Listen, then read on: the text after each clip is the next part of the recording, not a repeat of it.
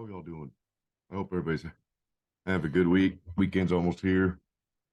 We're good anyway. We're set. Got through another work week. I um I think I wanted to discuss some things. So as people have all struggled through this last three and a half years, maybe some less than others, some more than others. Me, I been a battle. There's no doubt about it. I I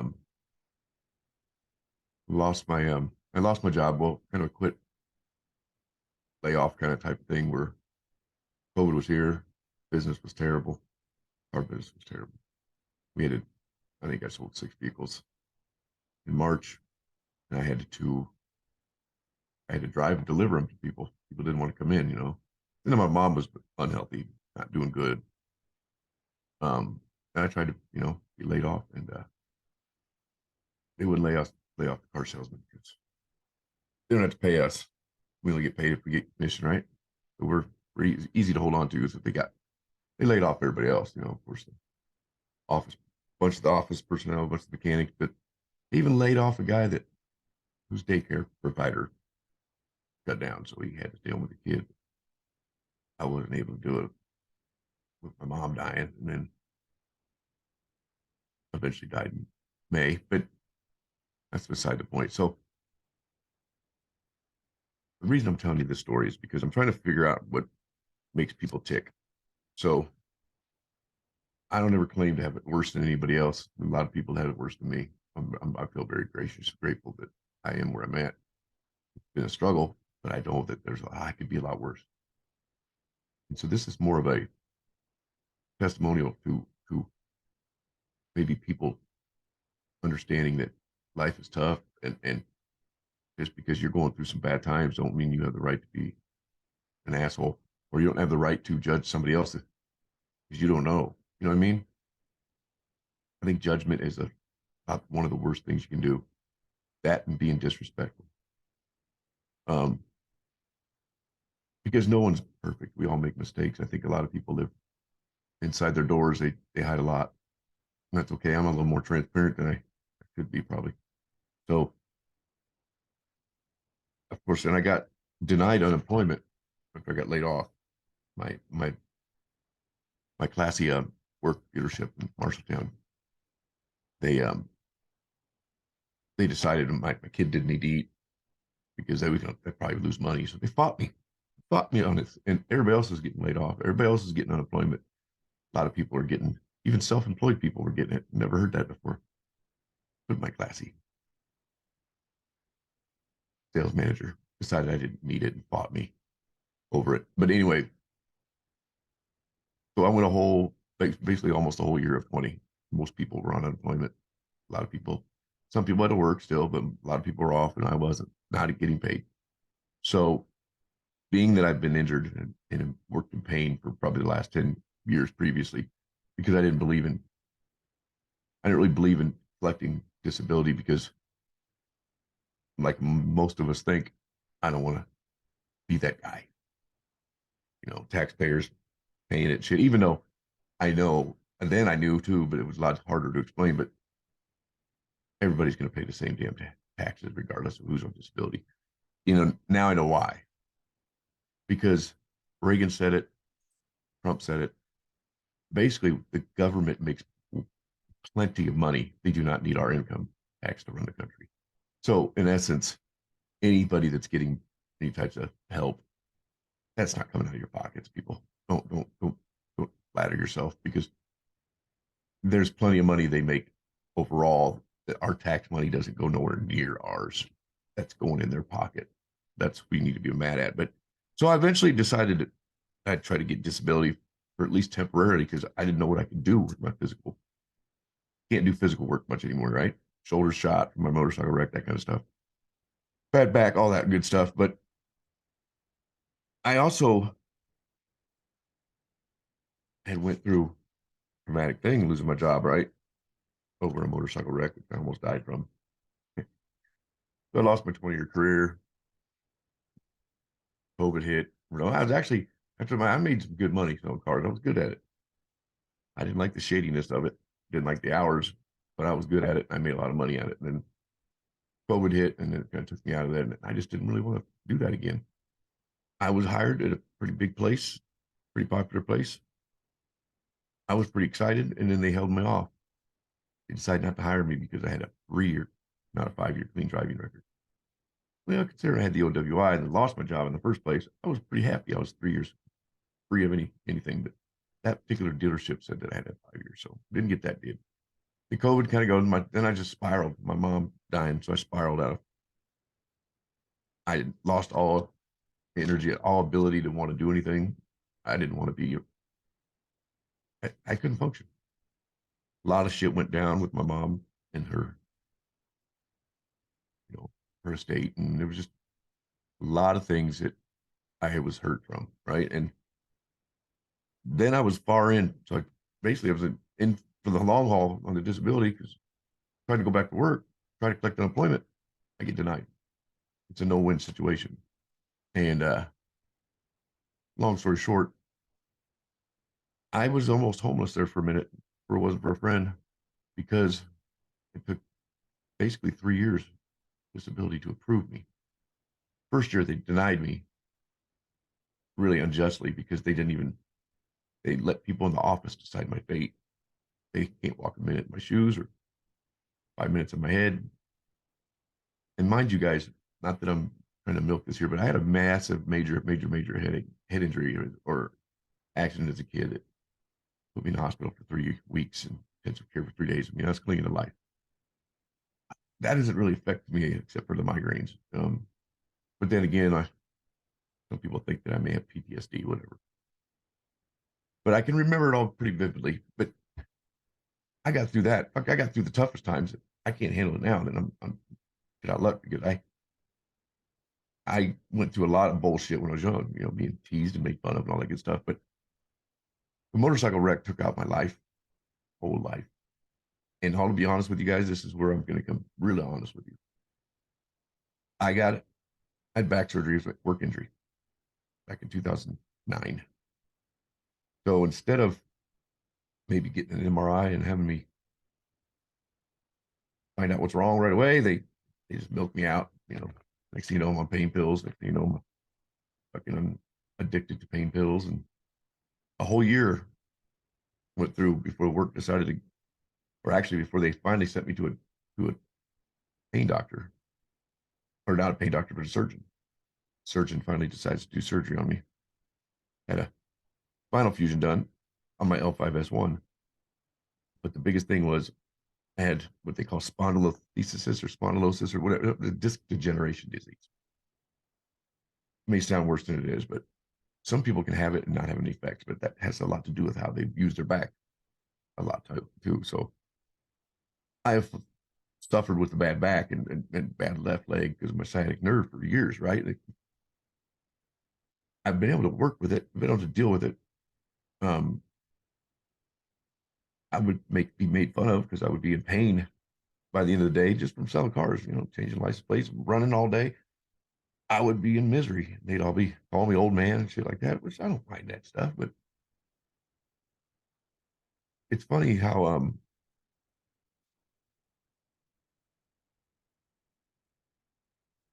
when you struggle and people more so judge you than they do want to help or want to just even be by your side, or be there for you. And it's kind of spiraled into that more and more. Like hardly anybody even came to try to buy a car from me, like I didn't get too upset about it. It's no big deal. But like ever since my motorcycle wreck, well, just kind of faded. I wasn't. There's a meme out there that says people ask you what you do for a living to see how they measure you as far as respecting you, how much they respect you is based on what you do for a living. And I believe that to be a lot true. I something happened to me when my mom died. Some people don't understand it. Some people don't want to believe it. Maybe some people just don't care. But it was a type of, I believe I had the Holy Spirit come through me. Spiritual awakening like you've never heard. I wasn't understanding it. I knew there was something going on. I was very, very, very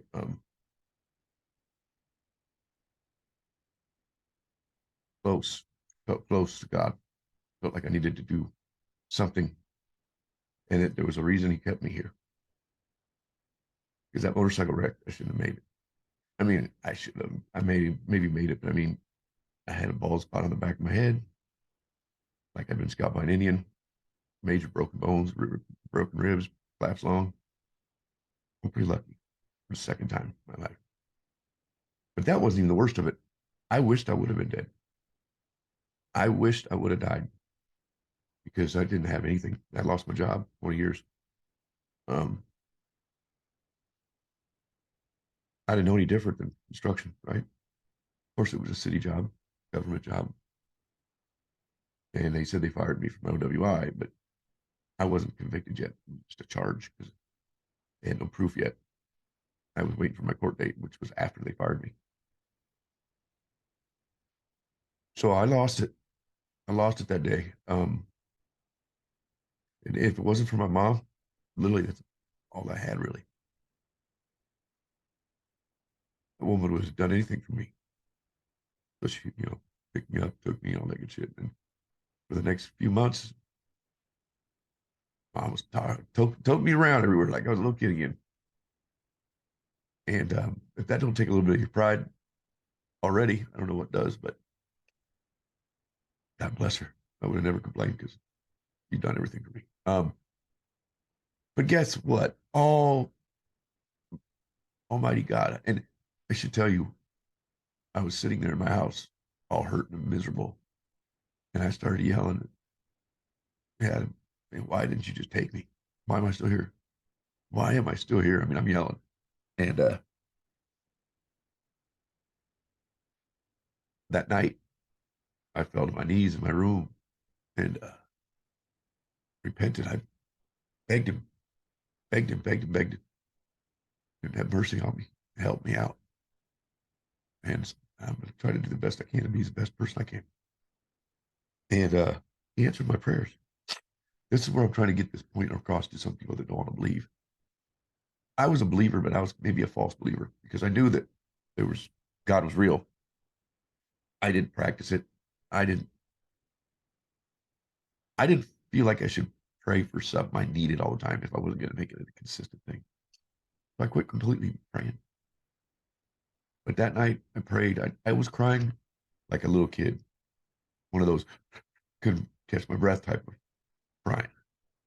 But yet, like I said, I he saved me for a reason. But all I know is things started going my way. Got my court date, got my license back after 4 months, which typically with an OWI and you refuse to blow, you lose it for a year. My guess is they didn't take my blood at the hospital because I refused to blow. So they didn't really have proof, I don't think. So in essence, I kind of feel like I got fired unjustly from that job. Yeah, I had the OWI, but there was probably 12 to 15 people over my tenure there that they just demoted them to a labor until they got their job back or until they got their license back. So anyway, kids, don't get an OWI, but if you do it early in life because it's hard late in life when you don't know anything else and you've been at your job for 20 years, you plan on retiring there, and now you got to start all over. So it was a struggle to get going. 6 months it took me. Thank God for my mom again. I would have never saved my house, and because I was injured. So lo and behold, I got rejected 5 different times from different car dealerships because I wasn't sure what I was even going to do for a living. I didn't know any different. But I thought I'd try sales, car sales, and then sixth place called me, interviewed with 3 of the managers, and they hired me on the spot. I had to tell them a little, wait a second, I've already had an OWI, but I got my license back.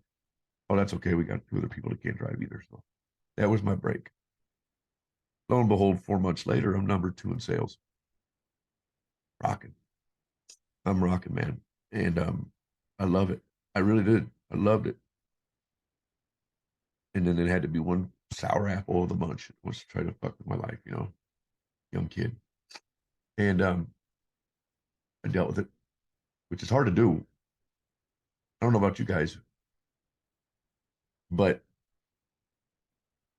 dealing with a disrespectful younger person when you're older and you've always been respectful of the older person, I don't know what's got into these kids, but that's tough to take. And I finally had to quit or keep getting treated bad. You know what I mean? So I went to a different dealership. Well, you know, people talk. So, you know, I was said to be a bad person or a bad employee by somebody that I just left, place I left. I could never get anybody to take that on because that was illegal. You can't do that. When people call a reference, you're not allowed to badmouth them, let alone make a point to call them yourself and make a bad mouth them. So, long story short, for other reasons I won't get into, I've been basically banned from or blacklisted from selling cars. That's too bad because I was good at it. And I know a lot of people. And I like doing it.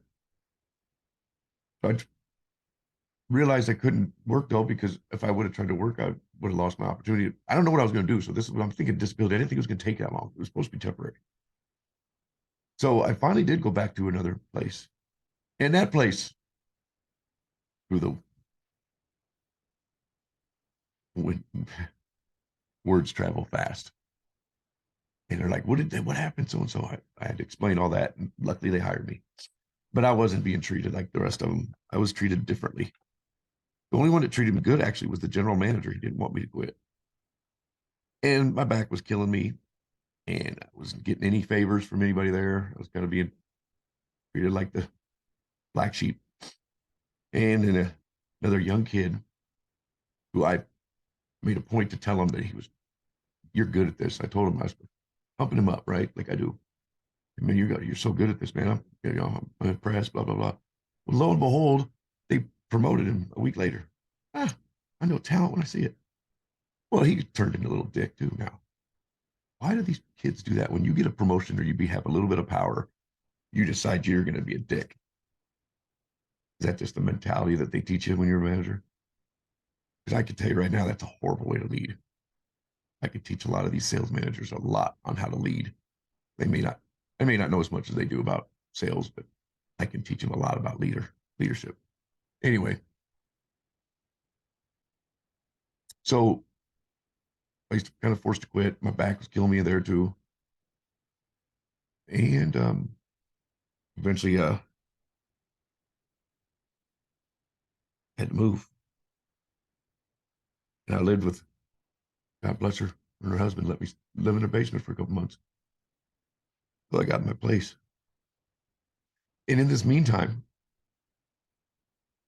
with no real other choice, I had to blow what inheritance I got to live on. I mean, fuck it. Everything went up. Bills went up. I mean, payment, everything went up. I had a car I couldn't afford. I had a home I couldn't afford. I moved and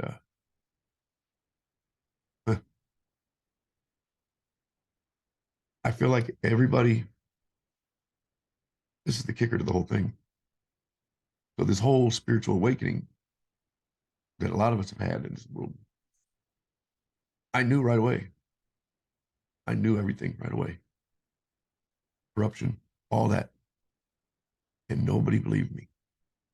I'm crazy. I'm just a fucking homer. I just like Trump. And I just, no, no, no, you guys, there's more to it. There's more to it. Anybody that's got any type of faith in their, they have to know it. They feel it too, I'll bet you. Or they don't have true faith because there's a true spiritual awakening that happened to people that truly love God. Only one I know of my family is my sister. And I know she loves God. But everybody else in my family won't believe me. Think I'm a cuckoo. And then of course I go to TikTok and I'm just on there having fun. YouTube too. And I start sharing information that I know. Oh shoot, that wasn't good. I guess I started getting banned. Got my YouTube channel shut down after 1,200 followers. I'll never get there again. And same thing happened on TikTok. But I got to 100,000 there and didn't make a dime. They stole the only money they gave me. So, long story short, I know it's been a long time, but between losing my job, losing my mom, losing all my friends, almost dying, no support system, I did get my disability. I don't want it. I want a fucking job that I can do without having to be physical. A job that, or not even that so much, or I've got a brand and I've got a podcast and I've got a good amount of people that follow me. I have a business I started, coaching and speaking. That was my calling. People don't, they think it's a big joke, but I told you that I was kept here for a reason. God kept me here for a reason, or I should be dead. You don't play with fire that much. And that was to help younger, younger people. Because the opiate pandemic is bad. Somebody's got to help. And then heroin's on top of it. I think it started with opiates. But guess what? A guy like me got fucking money for that shit. I spent all my inheritance, which I never planned on doing that to start. I never planned on blowing up my mom's inheritance. But I had to live. I had to live. And I'm not here to feel sorry for promise you that. I just needed to get it out there because so many people just don't have a clue that they like to judge from afar. I mean, I'll say it, my own family, it's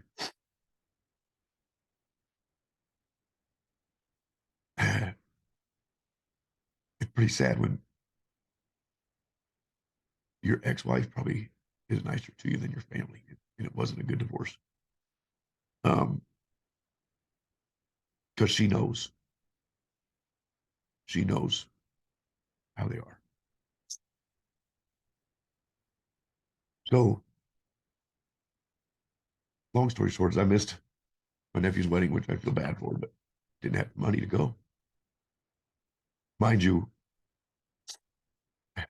not that I expected, but people have plenty of money in my family, and nobody offered to even let me fly. You know, would have been measly $400, maybe $300, but then they complained I didn't come. But if you wanted me there that bad, you could have probably spared $300. Not that I expect it, but don't come down on me for it either. I can't help. I've been through some hard times. That's what they don't understand. They think I'm just like sitting here fucking wasting away. I have been fucking doing all I can this business. I've spent so much money on courses, fucking waste of time. I could have figured it all myself by the time I got through those fucking courses. But and there's selling involved, obviously. I was sold on a bag of shit probably 3 times. Because once they get your money, they just give you the minimums. They don't care what happens to you afterwards. And so that's what's been struggle for me is I'm trying to actually coach, not trying to sell somebody fucking rainbows when it's not. Um, but people that I want, the people that I need to help don't have the money.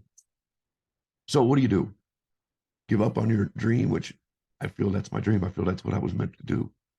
Um, that's what God kept me here to do. But I still got to make a living, right? I could have done so much more money with that money. I didn't have to live off of it for fucking 2.5 years. But that's again brings me to this last point that I think is really a need for people to hear.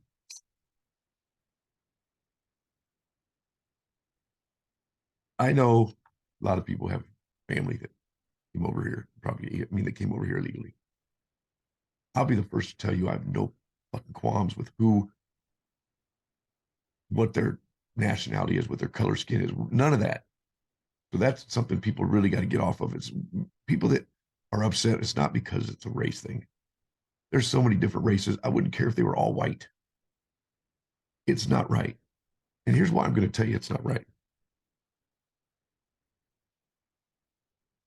Okay, every one of those people that have come over here, probably not the kids, but I'm sure anybody over 18 is getting the same amount of money that I get for disability, which isn't all that much, but there's people that get less than me. So there's illegal immigrants getting more than Americans on disability that have worked or lived here all their life. For me, 35 years of work. And they're even put up in a home. They're not being charged. They don't have a house payment or car payment. I do. I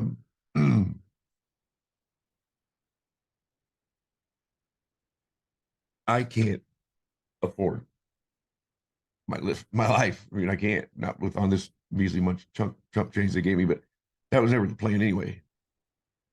But my business, I've got so many things, so many irons in the fire that's just not going. And some of it's because of my technology skills. Some of it's because I'm out of money. You got to have money to make money, right? You need to market and shit. So I take some advice. Honestly, I would just take some support. I don't need anybody's pity. Maybe somebody could help me go on, move on to the next phase because I don't know what else I'm going to do. So if I go back trying to work, which I maybe can get through it, will I make enough money to make it worthy? Is that then my business suffers and then I don't even get a chance to keep it going. Just now, starting to get everything figured out, starting to click, right? Doing some e-commerce, I should too. But again, my tech skills, maybe a little confusion because I've always had, because of my head injury, I'm pretty sure is I've just had a little bit of a, I should get mixed up in my head a little bit. It's twisted. So when I try to explain it or try to remember it, like I get forgetful. But bottom line is I really need to do this. But then again, also I can't get some support. Just sometimes you just want someone to bounce some ideas off of, somebody that's got your back, support you. You know what I mean? And not judge you. Think what you're doing is stupid, or think what you're doing is a waste, or whatever people think, right? Because I promise you one thing. I ain't doing this for fucking dumb, just to be fucking cute. I know I have a lot to offer. I'm an empath, which a lot of people don't understand what that is, but it doesn't come to everybody. I care deeply about people. I don't want to see people get hurt. It doesn't matter what your race, what your gender. I deeply care for people, just people in general. And not all of them are good. And then that's when they get the bad side of me. That's my boundaries, I said, because that's my program I run. Might as well just go to that. My program is, it's empowerment, man. You empower yourself, learn to set boundaries, get in touch with yourself and love yourself. Break any of the past you've had, any childhood trauma that you've had, like me. You have to get rid of all that and just kind of basically rebuild yourself from the bottom to the top. You gotta love yourself. Once you love yourself, and that can take longer than for some than others, because loving yourself doesn't mean you're a cocky or an egomaniac. It just means you know you're a good person. You know you're doing everything you can to try to be the best person you can be. If you don't love yourself, you got to get that done first, and whatever that takes, and I can help you with that. But you got to love yourself first. You also have to build and be able to put away all the trauma you've had. I still work on it. That may be the hardest part. Losing my mom really put me a setback. But then again, I learned a lot during that time. So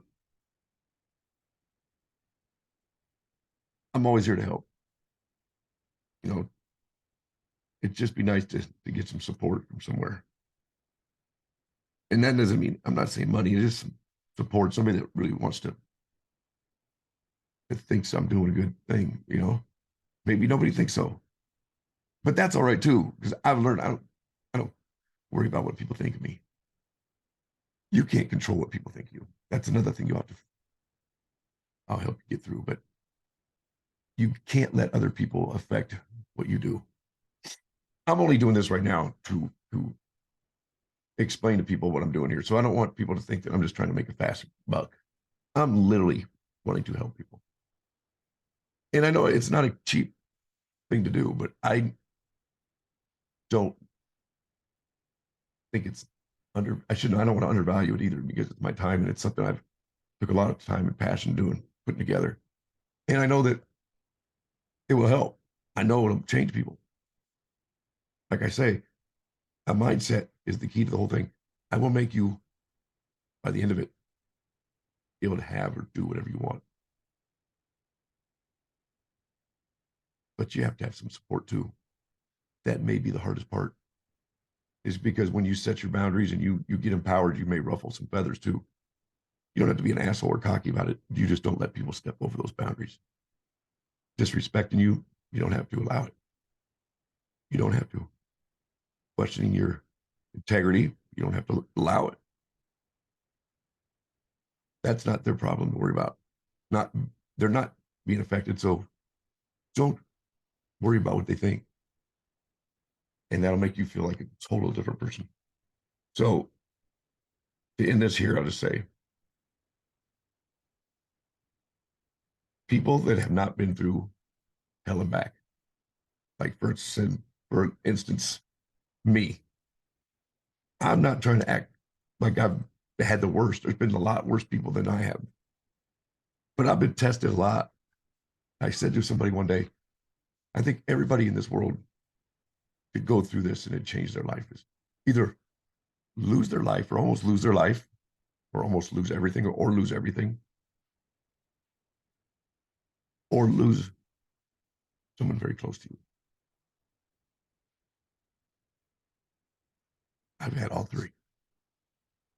And it's okay. It'll humble the fuck out of you though. And I think a lot of people could be humbled in this fucking world. And I'm not going to come down on you people, but you people that want to condemn Christians and call us the problem. And then you also want to say that, you know, you don't believe, and you don't have to believe. I'll never push anybody that way. But for damn sakes, you don't have the right to tell me who's real and not real, or that we're a problem. Because honestly, we're the only things keeping this fucking country still going. I believe that. And the people that aren't believers are usually people that have never had to go through the fire. Go through the fire. It'll change your life forever. And you'll realize just how precious the life we have is and appreciate it more. God bless every one of you. Anyone who's been through hell and back, much love. But I love everybody. That's the truth facts. Coach Easy on the very new, very soon coming, because it's Easy Show. I'll talk to you soon. You can catch me now, though, on a TTN radio, Transformation Talk Radio. Take care.